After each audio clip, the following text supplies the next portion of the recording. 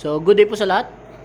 So, ito po si Angelo, ang operator ng InkGiant DTF printer dito sa Sauyo. So, nagamit po ito ng 6 na araw na may total na 105 meters. So, nandito po yung head area ko po. So, nandito po yung mga cupping stations, saka po yung wiper. So, lagi po natin punasan to after natin mag-print. So, yun. Panatilin po nating malinis po yung area na to. After natin ma-on yung printer, so mag-head clean po tayo. After natin mag-head clean, so magna-nozzle test po tayo.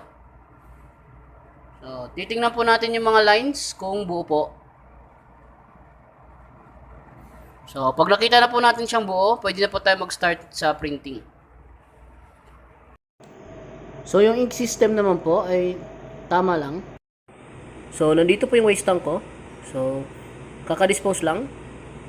So, nandito yung AVR, saka yung ground. So, nandito po yung mga in-use supplies ko po.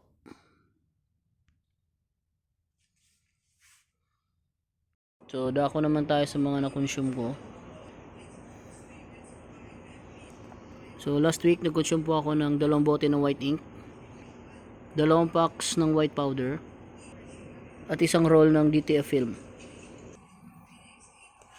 So, nandito naman po yung output ko.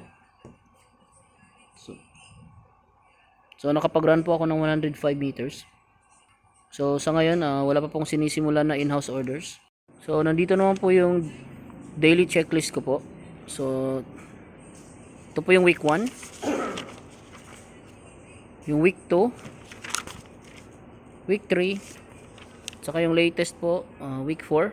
So, updated po siya.